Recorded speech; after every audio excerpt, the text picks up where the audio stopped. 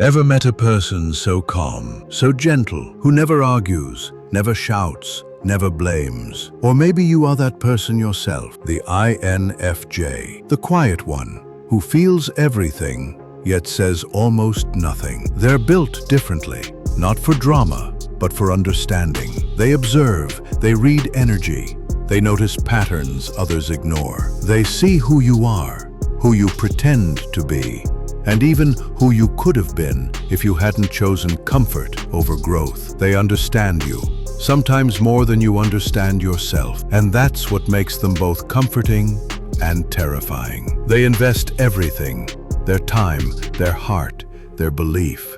When an INFJ loves, they don't do it halfway. They build an entire emotional home inside their mind just for you. Every word you say, every silence, every habit, they remember it all.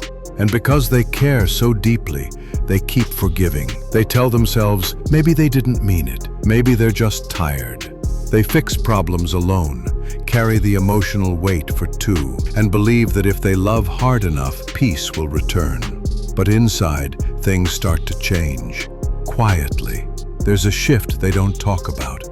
Every unreturned effort, every careless word, every broken promise, it doesn't vanish, it sinks. It builds layers deep inside, beneath the calm. That's where the tiger lives. The tiger isn't evil, it's the part of the INFJ that remembers their worth. It watches everything while the kind side keeps forgiving. It stays silent, but alert. It studies every pattern.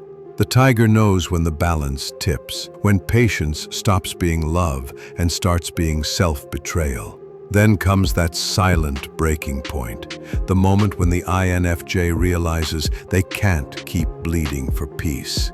The calm doesn't break with shouting, it breaks with understanding. The tiger opens its eyes, no rage, no fire, just awareness, sharper than a blade. And suddenly, everything changes. Their energy shifts. Their words become few but precise. The same empathy that once protected others now protects them.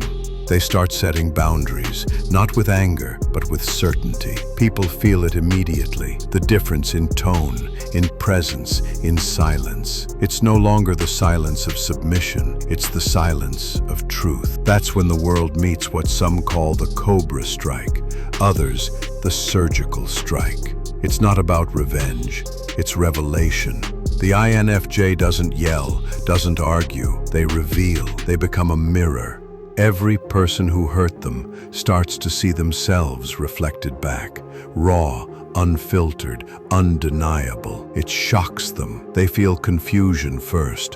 Where did this come from? Then fear, because the calm they once controlled now stands untouchable. But later, something deeper happens, realization. They start to feel every wound they caused, every moment they dismissed, every chance they wasted. They finally understand the pain they never acknowledged before.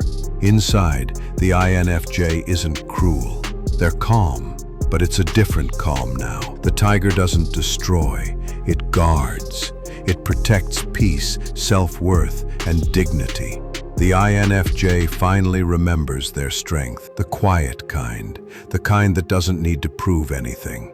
They stop chasing closure, stop asking to be understood. They move with stillness, and that stillness feels like distance to others, but it's really freedom. After the strike, a strange calm settles over them. The pressure that lived in their ribs finally loosens.